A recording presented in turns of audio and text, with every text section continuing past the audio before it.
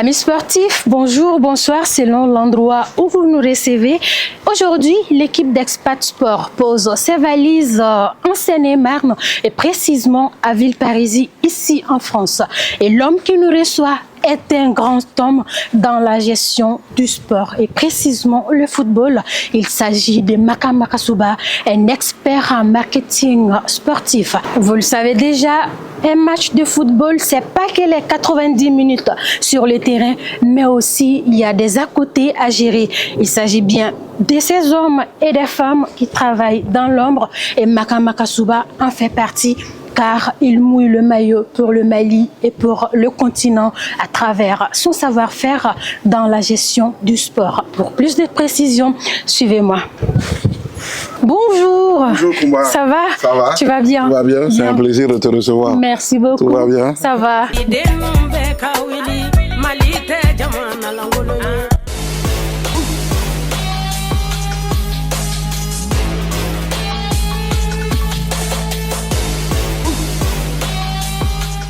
Mesdames et messieurs, vous l'avez compris, nous sommes avec Maka Makasuba. Et oui, Maka Makasuba, l'expert Maka Makasuba. Maran, bonjour. Bonjour Kumba, comment ça va? Ça va, Dieu merci. Et toi? Je suis ravi d'être avec vous aujourd'hui. Moi aussi, merci pour l'accueil également. Ça fait longtemps que Maka, on le voit à la télé, sur les terrains. Ça se passe comment? C'est quoi l'actualité maintenant? Écoute, effectivement, Maka, on peut le voir un peu partout. Moi, j'ai quand même, je pense, un métier un peu transverse. Je touche un peu à tout et je pense que lors de cette émission, ce sera l'occasion de revenir un peu sur tous ces corps de métier. Exactement. Et du coup, je te laisse le soin de te présenter à nos chers téléspectateurs. Ok, Expat Sport, vous avez devant vous Maka Makasuba, un entrepreneur malien, franco-malien, et qui aujourd'hui travaille beaucoup dans le domaine du sport business, de l'industrie du sport, notamment le football particulièrement. Donc moi, mon parcours est simple, hein. J'ai commencé dans une petite agence qui s'appelait IFAP Sport à l'époque, agence marketing qui accompagnait la Confédération africaine de football, mais surtout les petites et grandes fédérations en Afrique. Et de là, je me suis retrouvé au groupe Lagardère Sport, qui est un mastodonte dans l'industrie du foot business, qui avait tous les contrats de la Confédération africaine de football en exclusivité dans tout ce qui est droit télé, droit marketing et accompagnement des sponsors. Donc j'ai passé là-bas pratiquement plus de 10 ans. Ça s'est bien passé. Cela m'a permis de voyager un peu partout en Afrique. J'ai eu la chance de faire 40 pays en Afrique, de faire plusieurs CAN, des Jeux africains, et ce qui m'a donné vraiment, je peux dire, une grande expérience. Et c'est à la suite de ça que j'ai décidé moi-même de voler par mes propres ailes. Et aujourd'hui, j'accompagne plusieurs comités d'organisation, des fédérations et aussi des sponsors dans leurs activations en Afrique. Alors, vous avez voyagé dans plus de 40 pays, mais qu'est-ce qui vous a le plus marqué de 2009 à aujourd'hui? Moi, ce qui me marque toujours en Afrique, c'est la spontanéité des gens et surtout la passion des gens pour le football. Kumba, vous serez surpris de voir comment les gens, que ce soit des autres autorités, que ce soit des citoyens lambda, sont passionnés par le football. Ce petit ballon rond où 22 acteurs se poursuivent sur un terrain dépasse parfois, déchaîne les passions et parfois il y a même de la géopolitique dedans. Non. Alors, Makan, le football, après, il y a une passion qui est derrière. Déjà, on va revenir en arrière. Vous êtes dans le milieu. Et comment vous vous êtes retrouvé dans le milieu? Moi, Kumba, pour ceux qui connaissent mon nom de famille, Makasuba, ça dit beaucoup aux gens. Mon père, Suleiman Makasuba, était un footballeur au Stade malien. Il a joué en équipe nationale. Il a été dirigeant du Stade malien, dirigeant de la Fédération malienne de football. Il a travaillé pour la CAF et la FIFA. Donc, je peux dire que c'est une suite logique que je sois dans ce milieu-là, puisque j'ai grandi dans ce milieu-là. Mais sauf que moi, j'arrive pas côté sportif, mais côté dirigeant, marketing. Et donc, parce que, bon, moi, j'ai fait ces études-là et c'était ça qui me passionnait plus, d'être un peu de ce côté-là et d'essayer de faire avancer de ces choses-là, les choses de ce côté-là.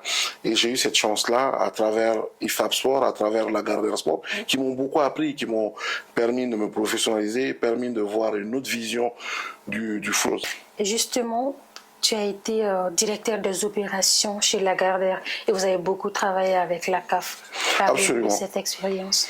Absolument. Lagardère Sport, donc, qui était Sport 5 après, qui a été racheté par le groupe Lagardère, était l'agence marketing de la Confédération africaine de football. D'accord.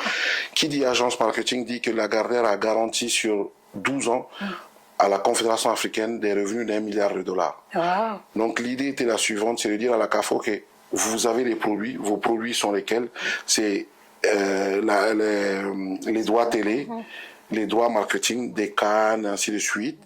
Et nous, en échange de ces produits-là, on vous garantit 1 milliard de dollars sur 12 ans. Sur les 1 milliard de dollars, c'est le minimum garanti, ce qu'on appelle le minimum garanti. C'est-à-dire que c'est au-delà d'1 million de dollars qu'il y a ce qu'on appelle le sharing revenu. Ça veut dire que Lagardère gagne quelque chose, la CAF gagne quelque chose. Il y a plusieurs paliers. Il y a jusqu'à peut-être 200 millions, 1 milliard 200 millions. Lagardère gagne 40%, la CAF 60%, hein, et on monte en palier. C'était ça le contrat de la Confédération africaine de football et Lagardère. Donc ce qui faisait que nous, on gérait donc, le côté marketing et les droits télé. C'était ça un peu le deal avec Lagardère, avec la CAF. Malheureusement, pour des raisons externes, le contrat n'a pas été renouvelé. Pire que ça a été à la fin compliqué, ça a été un divorce très compliqué, alors que c'était un très beau mariage, un mariage de cœur et de raison qui était en cours depuis de nombreuses années, mais malheureusement, quand le management de la CAF a changé, les choses ont été compliquées. Bon, la vie, c'est comme ça, il y a des hauts et des bas. Et comme j'aime dire souvent, merci pour les roses, merci pour les épines, la vie n'est pas linéaire.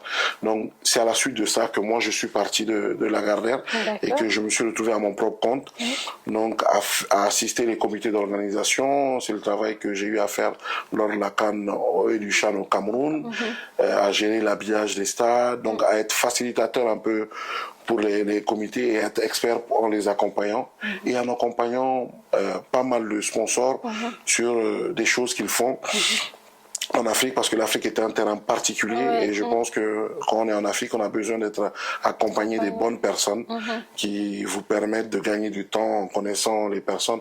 Comme je l'avais dit tantôt, j'ai eu la chance de parcourir 40 pays en Afrique où j'ai développé des relations personnelles avec beaucoup de gens, que ce soit des hauts dignitaires ou des citoyens lambda, donc ce qui me facilite beaucoup de choses en Afrique. Ok, Droit TV. On en a parlé. Aujourd'hui, on a beaucoup de personnes qui ignorent peut-être comment faire pour la retransmission des matchs. Souvent, ils ne savent pas comment ça se passe. Mais comment ça se passe en fait? Parce que chaque pays achète des images. C'est ça. C'est exactement ça. Au fait, il y a ce qu'on appelle la centralisation des droits. Il y a deux côtés. Déjà, je vais commencer par les qualifications. Par exemple, là, en ce moment, il y a les qualifications de la Coupe du Monde. La FIFA cède cela à la CAF. La CAF cherche une agence qui centralise ça. Donc, une fois qu'ils centralisent les droits, c'est cette agence-là qui va démarcher les télédiffuseurs en Afrique. Il y a ce qu'on appelle l'UAR, l'Union africaine des radios-télédiffusions, qui reprend pour son compte les droits pour les télés nationales. Donc, au lieu que les télés nationales africaines, l'ORTM au Mali, Gabon Télévision, la RTI en Côte d'Ivoire, aillent chacun de leur côté négocier les droits, l'UR dit écoutez, nous sommes votre association, nous allons pouvoir regrouper tout ça, aller négocier un montant, et ce montant sera moindre, puisque quand tu négocies pour une personne ou tu négocies pour 10, c'est pas la même chose. Donc une fois qu'ils négocient, parfois les droits c'est peut-être 1 milliard, 1 milliard ça comprend peut-être la CAN, 1 milliard 200, 1 milliard ça comprend la CAN et les qualifications. Donc maintenant, vous avez les droits et vous pouvez diffuser les matchs qui se jouent à l'extérieur. Maintenant, les matchs qui se jouent à domicile. Souvent, je vois sur les réseaux sociaux, les gens sont fâchés parce qu'il y a beaucoup de difficultés, mais la CAF a ce qu'on appelle le formulaire 5, qu'on appelle le Form 5. Le formulaire 5, la CAF l'envoie au début de la compétition à toutes les télédivisions avec un cahier des charges. Pour filmer un match, le minimum, c'est 6 caméras. La CAF peut dire, nous, pour le standard qu'on veut pour les matchs en équipe nationale, on veut 12 caméras. Si vous n'êtes pas capable d'avoir 12 caméras, donc dans ce cas-là, dites que vous n'êtes pas capable et on enverra quelqu'un filmer à la place de votre télé nationale et on le déduira des montants que vous allez recevoir. C'est souvent ce qu'ils arrivent. Donc souvent, les télés aussi essaient de se upgrader, essaient d'avoir les moyens, mais même quand on a les moyens, il faut aussi avoir la formation. Parfois, on néglige la formation. On a le CAR qui est là, la régie qui est là, mais on n'a pas les bonnes personnes pour pouvoir faire du bon boulot. Donc ça aussi, c'est quelque chose qu'on doit travailler dans nos télés en Afrique, et c'est quelque chose qui nous permettra d'améliorer et qui nous fera aller dans d'autres choses, notamment, comme je le dis souvent, dans le football, il n'y a pas que les footballeurs, il n'y a pas que les agents. Il y a beaucoup de métiers autour du football qui sont un réalisateur télé, un producteur télé, un caméra GRI, journaliste reporter d'image, un preneur de son. Tout ça, ce sont des métiers que nous devons faire connaître à nos jeunes populations. D'autant plus qu'en Afrique aujourd'hui, nous avons la chance d'avoir l'une des plus jeunes populations au monde. Donc les perspectives sont bonnes, nos jeunes sont connectés. Donc en les formant dans ces métiers-là, nous allons permettre de diminuer peut-être le chômage, mais aussi de créer de nouvelles voies et de nouvelles passions pour des métiers autour du football. Même la pelouse, aujourd'hui en Afrique, c'est un gros problème. L'entretien des pelouses, mais c'est des métiers à part que nous pouvons développer et que nous avons plutôt intérêt à développer. Et justement, j'allais en venir par rapport aux infrastructures en Afrique. Et déjà, comment est-ce que tu vois cela? Parce que là, souvent, c'est avec l'homologation des stades et autres. Quelle est ton appréciation là-dessus? Ça a toujours été, je pense, un sujet délicat en Afrique, parce que qui dit infrastructure dit investissement. Nos États aujourd'hui ont beaucoup de difficultés, mais moi je pense que nos États font deux erreurs pour moi. La première erreur, c'est de construire des trop grands stades, qui après deviennent des éléphants blancs. On construit un stade de 100 000 places ou de 60 000 places, après on en fait quoi? Il y a 3 matchs dans l'année. S'il n'y a pas de compétition, c'est difficile. La deuxième erreur pour moi, c'est quand on fait ces projets de stade, c'est de ne pas parler avec des gens comme moi, comme toi, qui allons utiliser ces infrastructures-là pour avoir notre retour d'expérience. Parce que nous pourrons leur dire, par exemple, il faut une salle de presse là, il faut la place de la car régie, il faut le tunnel de ce côté-là, et aussi voir comment faire pour faire vivre l'infrastructure. Après, les pays qui l'ont compris, comme le Rwanda, aujourd'hui attirent le monde. Le Rwanda a investi à renouveler leur stade à des petites tailles. Ils ont mis aussi des hôtels à côté. Je prends aussi l'exemple, par exemple, du Maroc aujourd'hui. Le Maroc reçoit la CAN, mais le Maroc peut recevoir la Coupe du Monde aujourd'hui. Donc, on est à un autre niveau. Donc, les infrastructures sont la base du développement du sport. Et celui qui n'a pas compris ça, malheureusement, aura du mal. Et le Mali, aujourd'hui, est en train de le comprendre parce que le gouvernement actuel malien a fait beaucoup d'efforts pour rénover pas mal le stade. Donc, je pense qu'il y a des choses qui vont venir et des bonnes choses derrière. Merci Makan pour toutes ces précisions. On enchaîne avec la rubrique Immersion.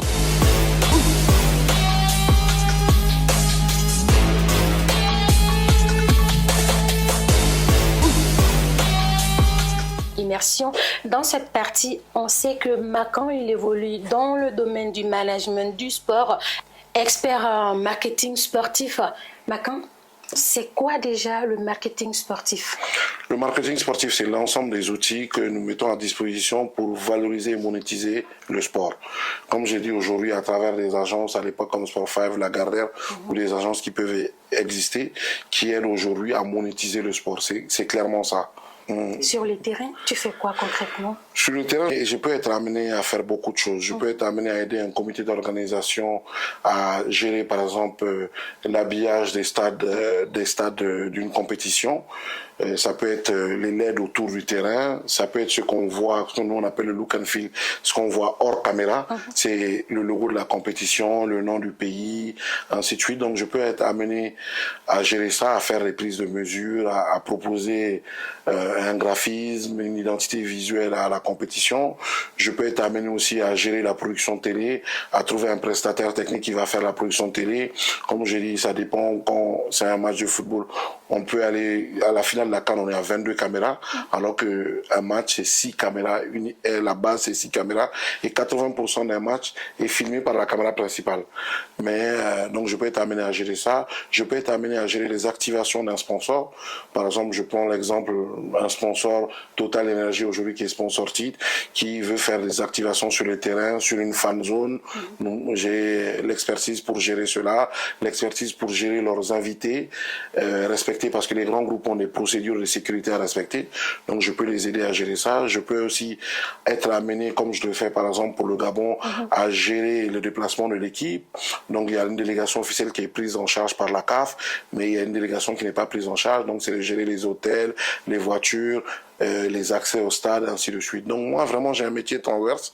Je suis apporteur de solutions. J'essaie d'apporter des solutions pour tout cela et mettre à profit mon expertise. Apporteur de solutions, il l'a dit. Et dans ce sens, nous avons un témoignage parce que tu travailles beaucoup avec les télés et autres. C'est vrai. Alors, on va écouter une personne avec laquelle vous avez beaucoup travaillé. Il s'agit bien sûr de Khalifa Nama Traoré, qui a été responsable desk sport à la télévision nationale du Mali. Je te donne la tablette pour découvrir ce qu'il a dit. Merci Koumba. Bonjour Koumba, bonjour Maran. Voilà, vous me demandez Koumba de parler d'un homme exceptionnel. Il s'agit de Maran Makasouba. Maran Makasouba est un homme de très grande qualité humaine et professionnelle. Je l'ai côtoyé depuis des années déjà, quand j'étais déjà responsable de sport à la télévision nationale. Et aujourd'hui, quand même, on continue avec ces mêmes relations fraternelles. Maran Makasouba a été un bon conseiller pour l'ORTM, pour le Mali. Juste, il n'est pas que malien, parce qu'il œuvre pour le Mali, il œuvre pour l'Afrique et pour le monde. Maran Makasouba a facilité beaucoup de choses pour les journalistes sportifs maliens. Au moment où la Gagère gérait les accréditations pour les grandes compétitions telles que la CAN, vous le savez, Koumba, généralement, nous Maliens, nous sommes en retard pour nous accréditer.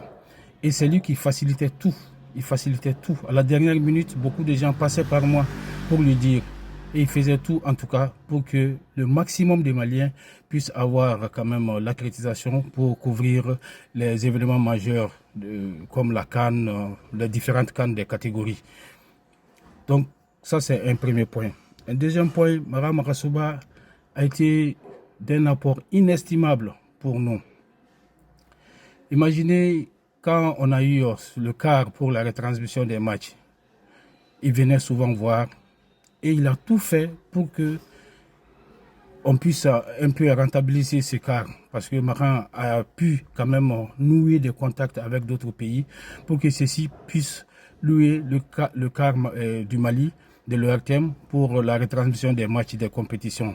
Ça a été le cas avec le Burkina, ça a été le cas avec le Niger, le Sénégal, mais malheureusement ça ne s'est pas fait pour des raisons autres. Donc parler de lui est très difficile parce qu'il est toujours là, aux petits soins pour les autres. C'est un grand, tout simplement un grand. Et professionnellement, humainement parlant. Je me rappelle quand les ex sont allés jouer à Addis Abeba pour les éliminatoires de la CAN 2013, je pense, si j'ai bonne mémoire encore. On devrait retransmettre le match. Jusqu'au coup d'envoi, j'étais au téléphone avec Maran, alors que c'est moi-même qui étais sur le plateau ces jours-là. Parce qu'il mettait la pression sur ses collaborateurs pour dire que le Mali n'a pas encore eu son match. Donc c'est dire qu'il est resté attaché à son pays. Il est resté attaché à ses amis, à ses frères qui sont les Maliens. Parce que même pour le rayonnement de la jeunesse, il vient quand même d'offrir un terrain, 3 terrains, un grand centre d'entraînement pour la jeunesse malienne. Et les gens peuvent y aller jouer les week-ends. Et on a vu à l'inauguration de cette enceinte les personnalités qui étaient là. Donc ça veut dire que tellement que ce monsieur, il est là pour nous tous. Donc je ne peux que vous souhaiter une très bonne émission aujourd'hui. Une très bonne émission. Et dire à Maran, merci pour tout. Et voilà, merci à Chef Khalif depuis sa position, Makan. Alors, ça fait quoi d'entendre tout ce qu'il vient de dire? Je suis très ému, parce que ce qu'il dit, c'est vrai que humainement, moi, j'attache beaucoup de prix à l'humanité. Je crois en valeur intrinsèque de tout le monde. Et comme je le dis souvent à mes enfants, dans la vie, pour réussir, c'est 3 choses. Pour moi, la première, c'est croire en toi. Si tu ne crois pas en toi, personne ne croira en toi. La deuxième chose, c'est de faire de bonnes études. C'est important, ça te permet de te structurer. Et la troisième chose, c'est l'humilité, combat. L'humilité. Comme on dit chez nous au Mali, un seul doigt ne peut pas porter le caillou. Cela nous invite à la solidarité. Khalifa, je le remercie pour ce bel hommage. Comme je dis souvent, la reconnaissance et le mérite du cœur. C'est vraiment, ça me touche au plus profond de moi. Mais c'est vrai que dès que je peux, je suis amené à aider les gens. Dès que je peux, je le fais avec beaucoup de plaisir. Parce que nous avons intérêt à avoir d'autres Makam Magasuba, que ce soit dans le football, que ce soit dans le business, partout. Nous devons avoir des jeunes qui peuvent être à un certain niveau et qui vont pouvoir tirer d'autres jeunes vers le haut, parce que c'est l'Afrique qui gagnera toujours, le Mali notre pays, l'Afrique notre continent, et donc ça me touche énormément. Et oui, et justement pour appuyer ce que Khalifa a dit, même moi ça m'est arrivé quand je passais mon diplôme ici, tu as été disponible pour moi également avec mes camarades de classe, donc on ne peut te dire que merci et merci beaucoup pour ta disponibilité également. Un match de foot, c'est bien 90 minutes. Absolument. Et là, on a fini les 45 premières minutes. On va aller dans les vestiaires pour retrouver Abdoulaye Traoré pour la rubrique vestiaire.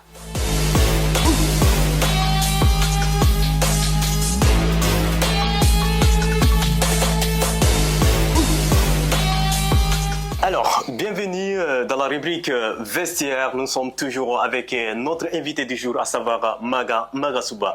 Maga Magasuba, bonjour. Bonjour Abdoulaye. Comment allez-vous? Je vais très bien et vous? Et ça a été avec Kumba? Ça a été très bien. Kumba m'a beaucoup lessivé pour avoir ce qu'elle voulait, mais ça a été. C'était un plaisir. Très bien. Alors, Monsieur Magasuba, je vous demandais, quelle est votre équipe type du Mali, toute génération confondue? Mon équipe type du Mali, toute génération confondue, c'est difficile quand même, parce que le Mali, on a quand même eu de beaux joueurs. Tout à fait. Je commencerai avec Farota, paix à son âme, gardien de but. Défense, je mettrai Foussine Diawara, Amari Traoré d'un côté, dans l'axe police. À côté de police, déjà je pense en 4-4-2, ben, je vais mettre mon père en défense centrale qui a été défenseur, donc je vais mettre mon père en défense centrale. Au milieu du terrain, je mettrai Mamadou Djila, les grands, Mohamed Kamara à côté de Djila, en tant que deux sentinelles. Après, je mettrai devant eux Seydou Keita, Momo Sissoko. Tout à fait. Et mes deux attaquants, Frédéric Oumar Kanouté et Mamadou Bakayoko. Ah, une belle équipe, hein. Une équipe imbattable, on dirait. Alors, si je vous demande de composer également votre équipe type africaine de toute génération confondue. Africaine, toute génération confondue, je commencerai par le gardien égyptien. C'est Kadiri, je crois, le gardien égyptien. En défense, Rigobert Song. Je mettrai Taribo West. Ah, le grand Taribo. Le grand Taribo West. Bon, je vais aller au milieu, je reviendrai en défense. Au milieu, j'ai une idée un peu plus claire. Je mettrai donc Mamadou Djila. Toujours, je mettrai Okocha. Didier Okocha. Okocha dans l'animation. Je mettrai, cette fois-ci, j'irai en 4-3-3. Le troisième milieu de terrain, je mettrai Khalidou Fadiga. Le Sénégalais pour l'animation. Et devant, je fixerai Frédéric Oumar Kanouté. Toujours. Je mettrai sur un côté Didier Drogba. Sur l'autre, Samuel Eto'o. Ça fait une équipe pas très équilibrée, mais bon, maintenant en défense, je reviens en défense et je mettrai dans l'axe Yaya Touré. Pourquoi?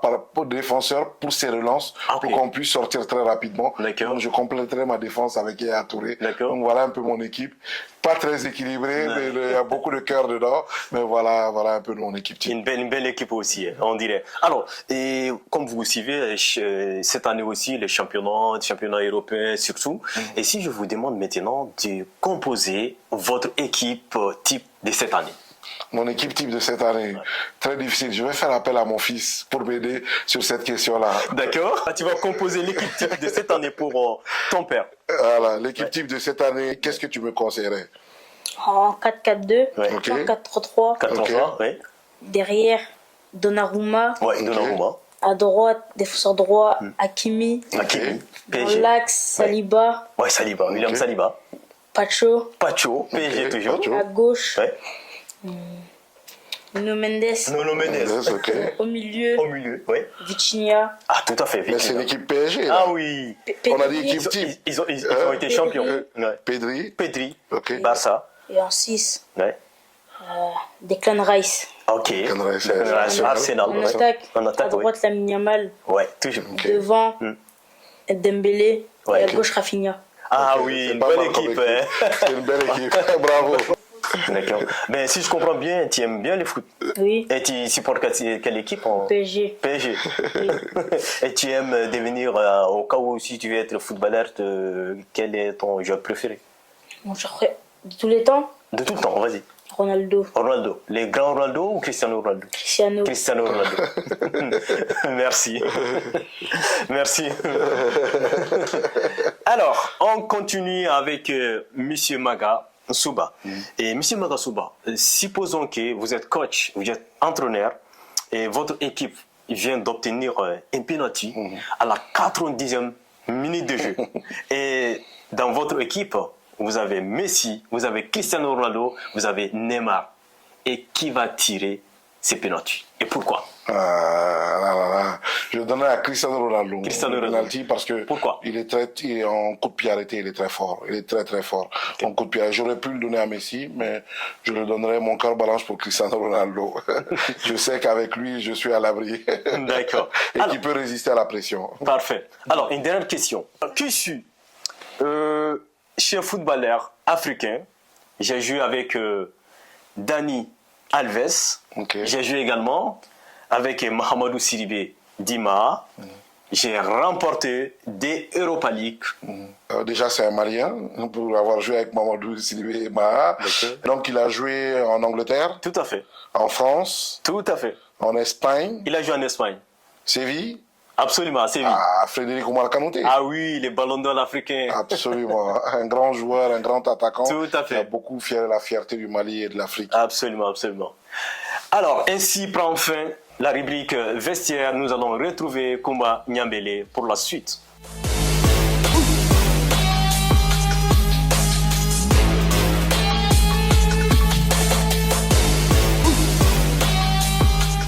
Merci Abdoulaye Traoré. Makan, ça va? Ça va. Ça a été avec Abdoulaye? C'était parfait. Abdoulaye m'a beaucoup surpris.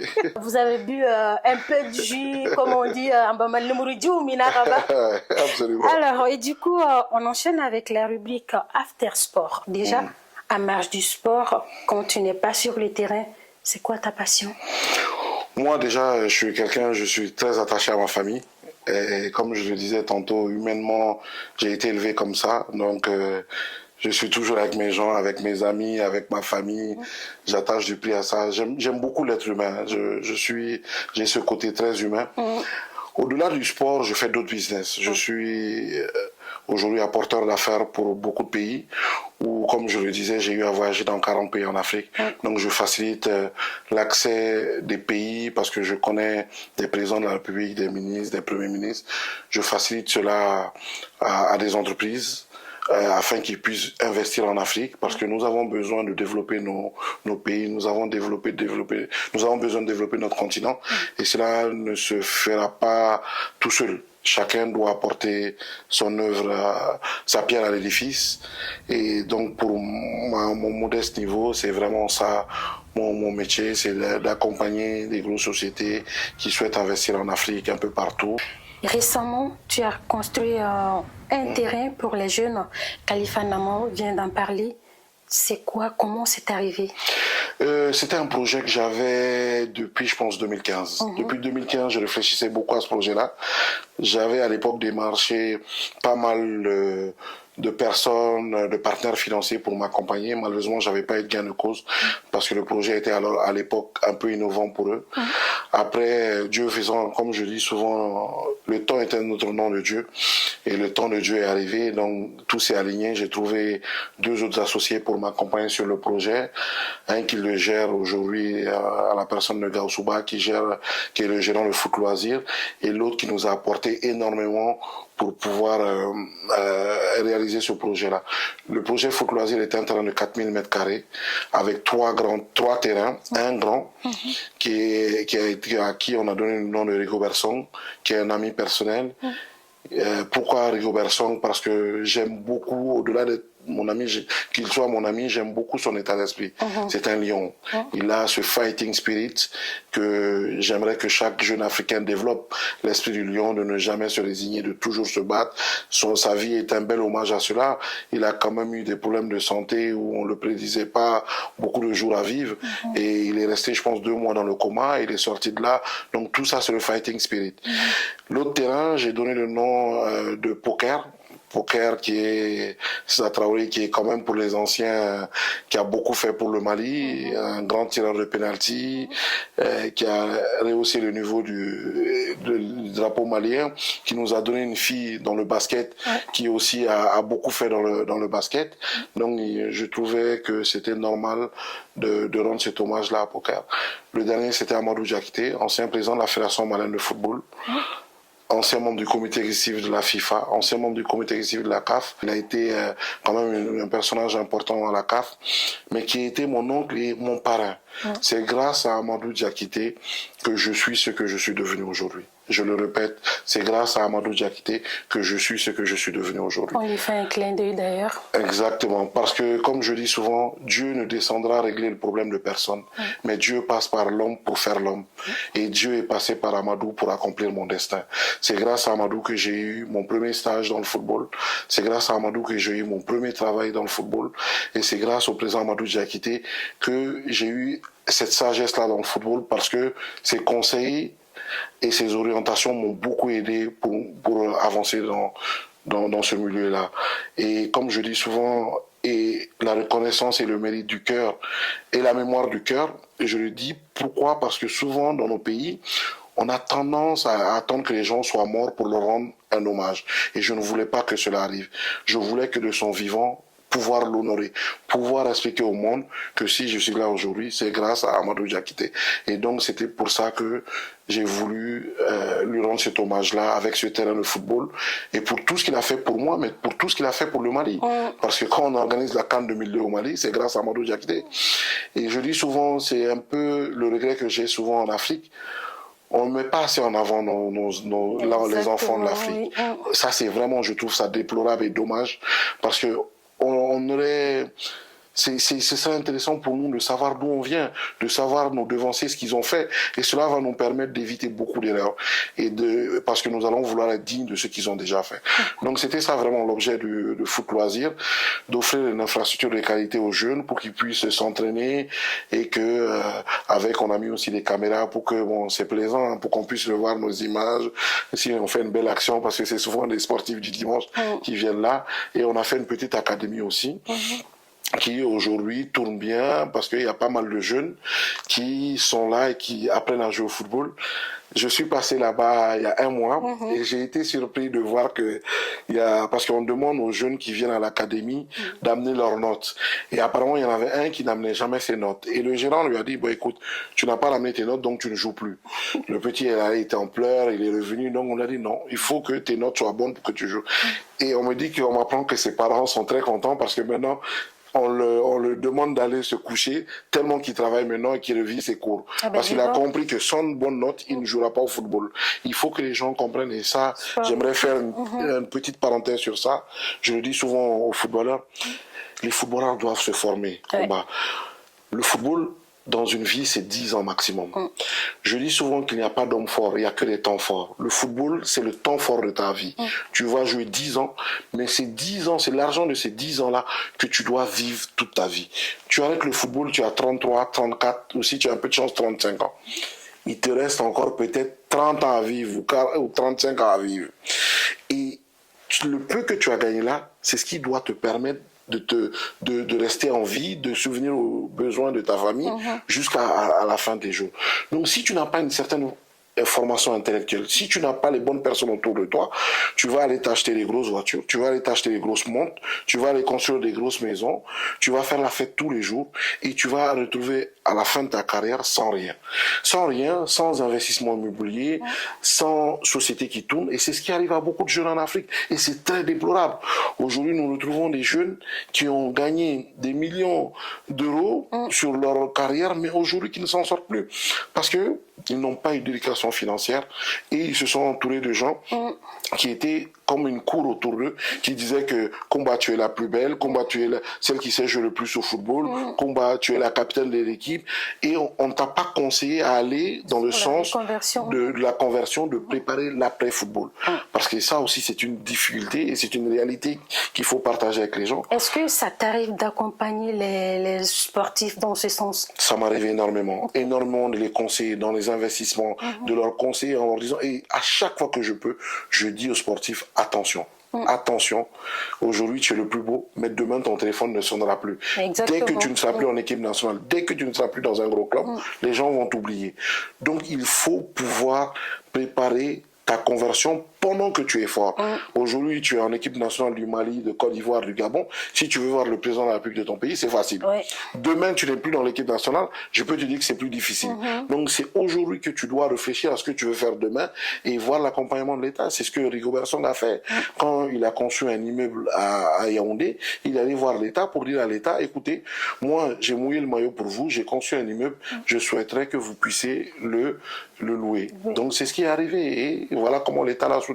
Ah d'accord. Alors quand tu voyages beaucoup, tu as une famille, mais comment tu fais pour gérer les choses? C'est vrai que c'est très difficile. J'ai 3 enfants. Dieu m'a béni en ayant une merveilleuse épouse qui a le sens du devoir et qui sait comment gérer la famille et qui me soulage énormément parce qu'effectivement je voyage énormément. Je passe beaucoup de temps à voyager, à partir, mais j'attache aussi du prix à avoir un équilibre familial parce que je dis aux gens que celui qui n'a pas un équilibre familial ne peut pas avoir un équilibre dans la vie. Et c'est très important. Donc c'est cette chance-là que j'ai qui me permet de pouvoir voyager sereinement et de pouvoir mener mes activités sereinement. La famille, on en a parlé. Amadou Diakité également, on en a parlé. Et du coup, j'ai un petit témoignage de sa part. Quelle surprise! J'ai vu Bako grandir jusqu'à ce qu'il devienne l'homme qu'il est aujourd'hui. Bako, par modestie, va dire que telle personne l'a aidé, telle personne a été son mentor. La réalité est tout autre. Bako s'est fait lui-même. C'est lui qui a entrepris, qui s'est formé et qui a développé ses affaires. D'abord, il a commencé à travailler dans les sociétés du marketing. Mais partout où il est passé, en 2 ou 3 mois, il s'est imposé par ses compétences, son désir d'apprendre, son désir de bien faire. Il a toujours été incontournable dans ces sociétés. Et à un certain moment, il a décidé de voler de ses propres ailes. Quand il a un projet, il te le soumet avec une telle clarté que tu l'encourages à continuer. Et quand Bako te demande d'intervenir auprès de quelqu'un pour que la personne le reçoive, et tu as intérêt à le faire rapidement parce qu'il ne va pas te laisser dormir. Il va te mettre une pression respectueuse, gentille, parce qu'il te sait occuper, il sait que tu peux oublier. Il te mettra dans toutes les conditions pour que tu fasses cet appel. Il t'appellera pour te dire, tonton, le monsieur il est en réunion, c'est pas le bon moment de l'appeler. Et 2 heures après, il te rappelle, il te dit, il a fini, il est seul dans son bureau. Donc tu n'as qu'à appeler la personne et tu l'interviews. Et juste après l'entretien, la personne te rappelle pour te dire que, mon Dieu, ton fils là est formidable, son projet est clair, je vais commencer à travailler avec lui. Donc c'est dire qu'il a tracé sa voie, il sait ce qu'il veut, il se donne les moyens de l'avoir. Donc sa réussite ne m'étonne pas. Et en plus de ça, il a une qualité de relation humaine. Il a aussi une attention particulière pour ses parents, pour ses proches. Malgré ses différentes activités, ses différents voyages, il ne manque pas de faire un geste d'attention. Par exemple, quand il sait que je suis à Bamako ou à Paris, il vient avec sa famille.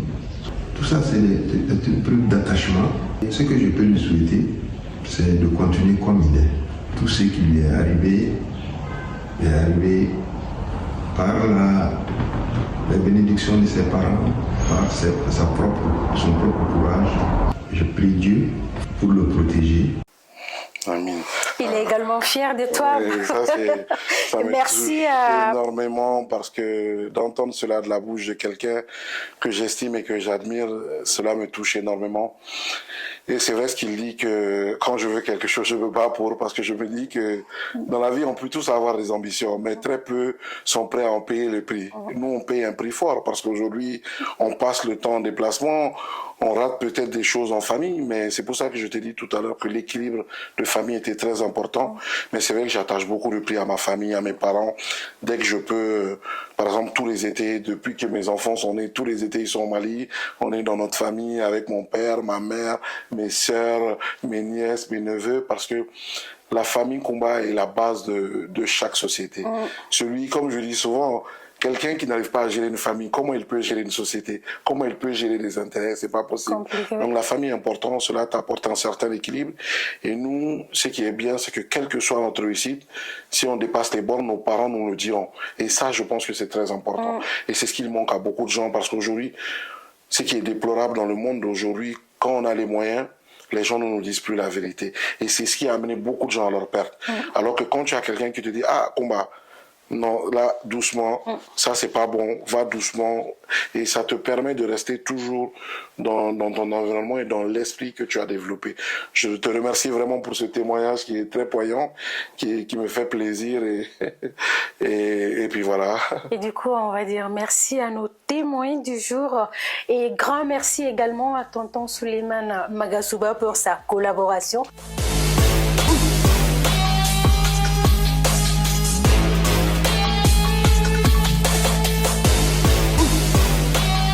Bonjour M. Makasuba, je voudrais savoir pourquoi les équipes nationales n'ont pas de sponsors floqués sur leur maillot, contrairement aux clubs sportifs le jour des matchs officiels.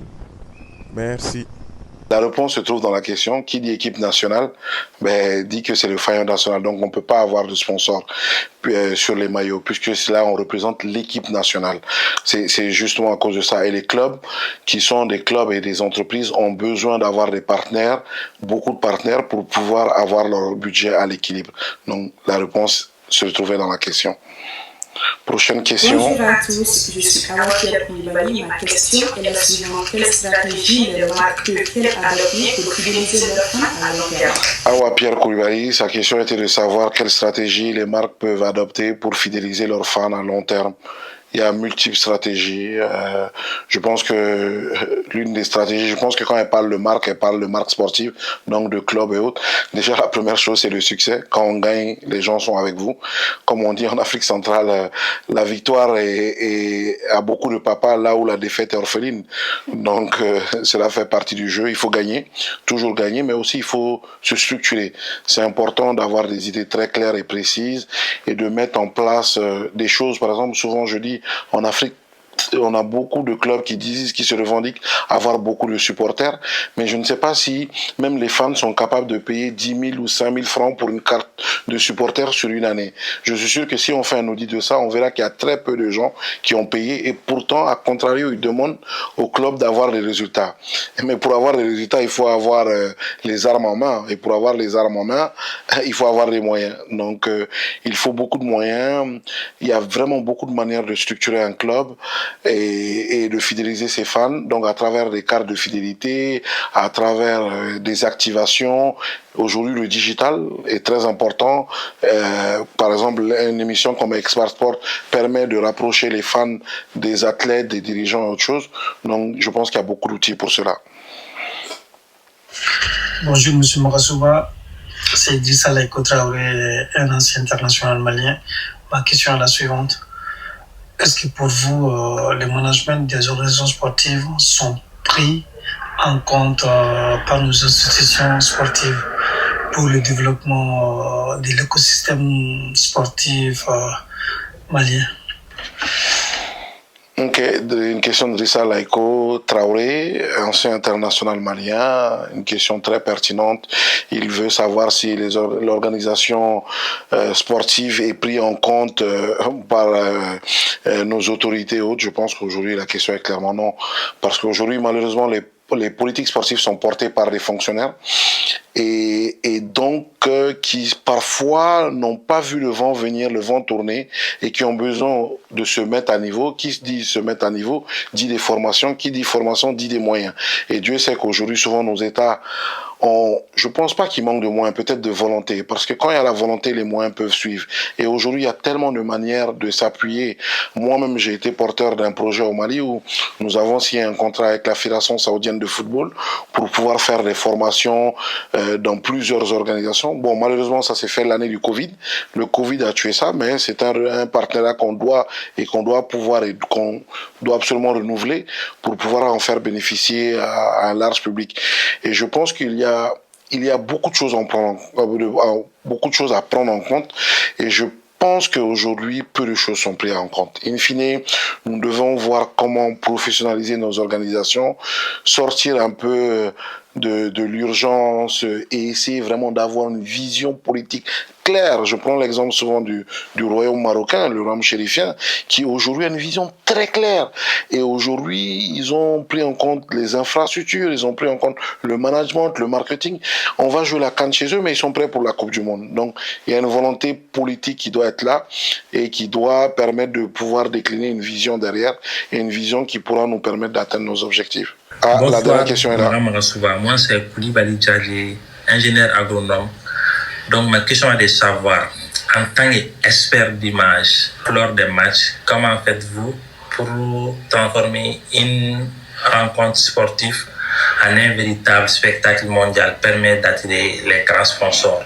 Merci. Monsieur Koulibaly a une question très pertinente. La question, c'est comment monétiser, comment faire du spectacle, du football un spectacle, un match de football un spectacle. Cela dépend des moyens qu'on met en place. Notamment, comme je l'ai dit, un match basique, c'est 6 caméras. Quand vous montez à 22 caméras, avec une speeder cam, la caméra qui est en haut du terrain, ça vous permet de pouvoir transformer ce match en spectacle, en filmant tous les recoins et tous les coins du match, et en montrant les sensations des supporters, les fans, les entraîneurs, les arbitres. Tout ça, en fait, c'est le travail du réalisateur, qui est un travail gigantesque, puisqu'il se retrouve en face de lui 22 caméras qui lui envoient des images, et c'est lui qui décide quelle image envoyer à l'écran, quelle image M. Koulibaly à Bamako va voir, quelle image M. Doumbia à Paris va voir. Donc c'est lui c'est à travers lui que nous vivons vraiment cette passion du football, cette sensation. Et aussi après, il y a beaucoup de choses comme à la mi-temps, faire des jeux pour permettre de faire du football un spectacle et d'attirer des grands sponsors qui sont intéressés à coller leur image à cela, à ce spectacle et à cette passion. Et c'est quoi déjà ton plat préféré?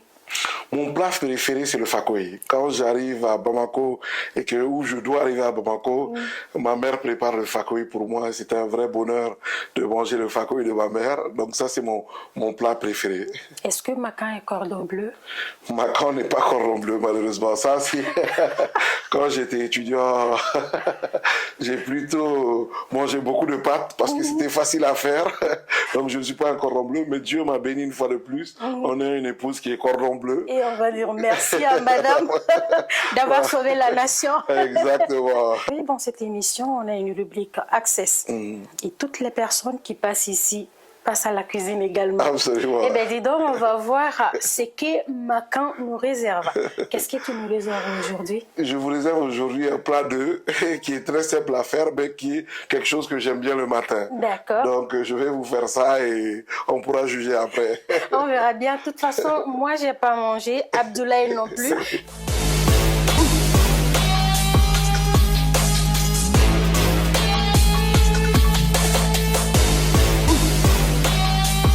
La cuisine, c'est pas trop mon truc. J'ai la chance d'avoir une femme cordon bleu. Mais ma fille Adam, elle adore les œufs. Donc, je vais vous préparer un plat d'œufs. D'accord. Comme ça, on va pouvoir voir mes talents de cuisinier de dimanche. Parce que moi, il faut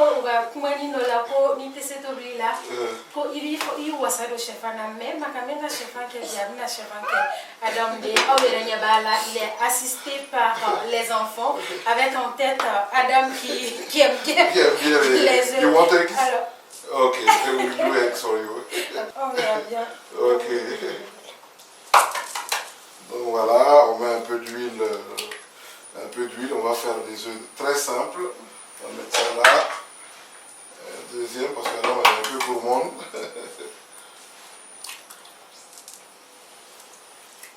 Voilà, je vais mettre ça juste là et je vais juste nettoyer un peu les mains.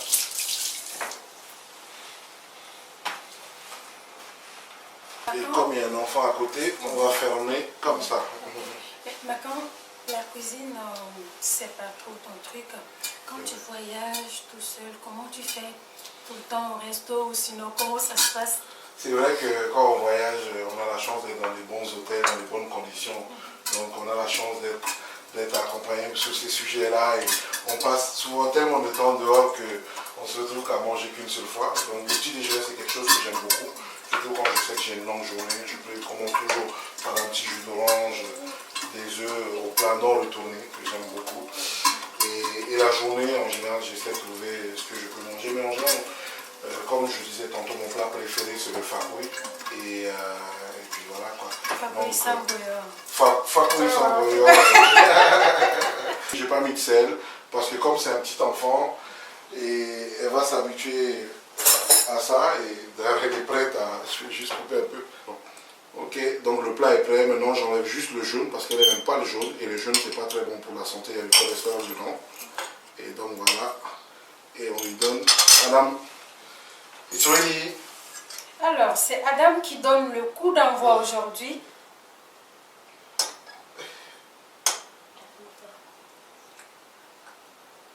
Miam.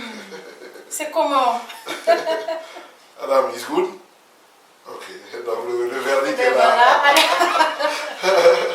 Adam Yembarara, chef validé. Et voilà, Macan. Merci de nous avoir accueillis chez toi. Alors, du coup, c'est quoi le message à l'endroit du public malien? Déjà, je vous remercie pour cette opportunité-là. Je pense que c'est important de pouvoir donner l'opportunité à chacun de s'exprimer, de montrer une autre facette du football, de nos métiers, et d'être un peu dans nos intimités, de voir et de comprendre que derrière ces personnes, ces leaders, ces athlètes, il y a quand même une famille, il y a des trucs au quotidien que nous faisons. Nous sommes des êtres humains à part entière. Je vous remercie pour cette opportunité-là. Je remercie les téléspectateurs de Expat Sport de suivre et de donner la force à Kumba et à toute son équipe. Et le message que j'aimerais donner, c'est toujours le même. Hein. C'est de dire à la jeunesse africaine et malienne de croire en soi. Je dis toujours à mes enfants que si tu ne crois pas en toi, personne ne croira en toi. C'est vraiment ce message que je veux délivrer. Et de cultiver l'humilité. Il faut être très humble. Et de ne jamais oublier qu'il n'y a pas d'homme fort, il n'y a que les moments forts. Quand vous êtes dans votre moment fort, essayez d'aider les autres parce que votre moment faible arrivera. Et les gens se souviendront de ce que vous avez fait pour eux. Donc, toujours cet esprit de résilience, de combat. Notre continent a besoin de nous, on a besoin de solidarité. La jeunesse doit se bouger. Il faut être ambitieux, mais il faut avoir les moyens de ses ambitions. Et il faut être organisé, discipliné, rigueur. Et Dieu fera le reste, quoi. Avoir la foi en Dieu. Et puis voilà. Donc c'est vraiment ce que je voulais dire pour terminer sur cette note-là. Vous remercier encore une fois de plus. Parce que c'est une belle opportunité, vous encourager, je sais, pour connaître un peu ce que c'est métier, ce que ça vaut, que vous avez beaucoup de difficultés, mais vous essayez d'être là. Donc chacun doit vous donner la force. Merci beaucoup. Voilà. J'ai pas donné le coup d'envoi des œufs de Macan, mais à côté, madame nous a préparé du bon chef. Et Abdoulaye et moi, on va aller s'entraîner là-bas pour voir le reste. Mesdames et messieurs, merci. C'est donc la fin de cette émission. Merci de l'avoir suivi. Et à très bientôt, Macan.